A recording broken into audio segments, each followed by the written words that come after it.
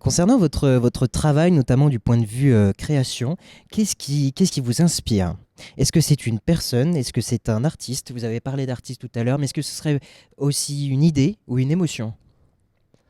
Oh, c'est un peu tout à la fois, Un peu de tout, hein, oui. quand on est, ça peut être une histoire qu'on a entendue là-bas déjà, et qui Oui. nous a émus, qui nous a fait rire, pertinente, une histoire qu'on raconte, une Kaidan Banashi, mais humoristique. Au début, on croit que c'est une histoire d'horreur, de fantôme, et puis à la fin, ça devient comique. Mhm. Donc il y a ces bascules qui existent, et ça, c'est intéressant. Ouais. Ça peut être le souvenir d'une ville, Nara par exemple. On a écrit un Makura sur Nara. Un Makura, ça introduit un spectacle. Enfin, D'accord. voilà, c'est la première partie dans un spectacle de Rakugo, dans une séance de conte. La prise de D'accord. contact avec le public. Très bien.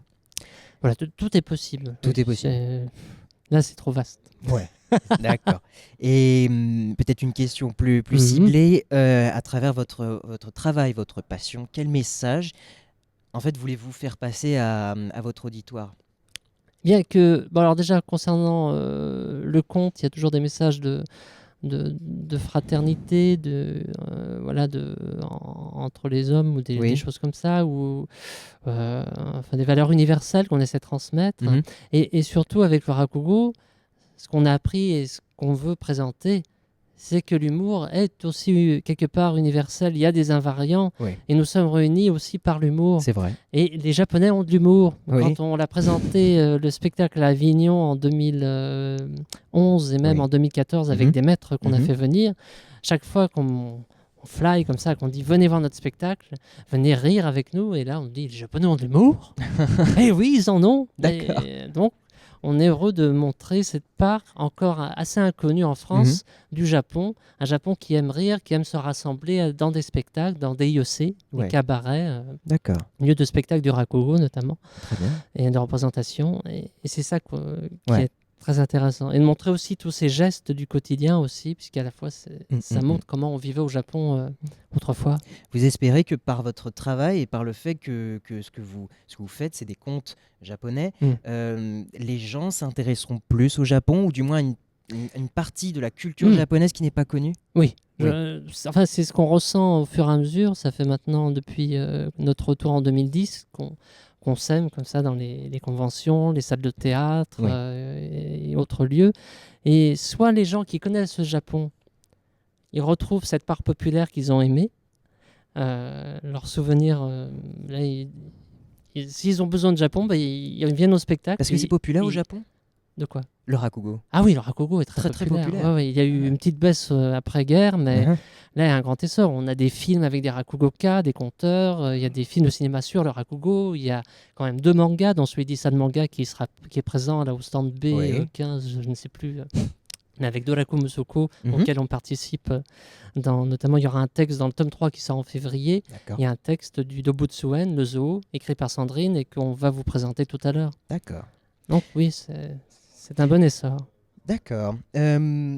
J'aurais aimé avoir votre point de vue sur la position de conteur en France. Hmm. Un conteur en France, il n'y en a plus beaucoup. Oh. Mais il y en a encore. Il y en a encore. Ah oui, non, plus Vous êtes beaucoup. un conteur particulier. Quel est votre... Oui, parce que ce que vous racontez, c'est des contes japonais. Hmm. Ma question serait donc, quel est votre avis sur la position de conteur aujourd'hui en France, de manière générale? De manière générale, il y a aussi un grand essor du conte depuis bientôt 30 ans. D'accord. Moi, je dirais qu'on est de plus en plus nombreux. Oui. Euh, Vous verrez, il y a Intéressant. Sam Kanarozzi qui est là, qui va jouer également, et vous verrez un autre aspect de la culture japonaise à travers ces histoires. Les conteurs sont nombreux, et on a tous les styles. On appelle, je pense qu'on peut dire qu'on fait partie de ces néo-conteurs. On a des attaches plus ou moins. Moi, je suis de Lyon, mais je raconte pas des Oui. histoires lyonnaises. Mais je raconte aussi des histoires du Brésil de temps en Oui. temps, des choses comme Oui, ça. oui. On s'accapare ce qui nous parle, le monde nous parle à travers ces histoires, Mhm. et celles qu'on a envie de transmettre, on le fait. Et le conte a vraiment une grande avancée. Des gens comme Yannick Jolin jouent dans des grandes salles de spectacle. Le conte commence à avoir cette forme qui au Japon est acceptée. On ne sait pas si c'est du conte, du rakugo, du théâtre. Le conteur commence à être là, seul en scène, soit Oui. dans un petit espace d'une bibliothèque, soit dans la grande scène d'un grand théâtre parisien. Exactement. Et c'est toujours le même but, c'est on emmène les gens dans l'imaginaire avec des mots et une gestuelle. Et ça, D'accord. c'est bon de voir que ça continue. Non, ça se perpétue beaucoup. D'accord. Est-ce que vous avez une œuvre préférée, un conte préféré? Ah, question difficile peut-être. Bon, je dis non, il y en a tellement. C'est amusant, on l'a posé au compteur au Japon. Oui. Je dirais quand même qu'un de mes contes préférés, un de mes contes fétiches, parce que je le raconte de temps en temps, euh, euh, j'en ai deux. Je vais quand même les mettre ensemble, ce qui m'accompagne avec moi sur mon chemin de conteur. Il y a un conte que j'avais appris auprès de Mamadou Diallo, que je l'avais entendu souvent. Il y a Diabundao, conte d'Afrique. D'accord. Une histoire d'une petite fille qui va se faire manger par un lion, mais finalement, peut-être pas. On n'a pas le temps de la raconter. Et il y a l'histoire d'Urashimataro. On est allé sur les lieux au Japon. Ce qui est beau, c'est qu'on peut aller sur les lieux légendaires. Il y a des lieux avec des temples, Oui. des souvenirs, des traces, presque topologiques, comme les légendes parfois en France. Mais vraiment, on peut aller voir le temple avec des objets qui viennent de la Captivant. légende Oui. ou qui représentent la personne.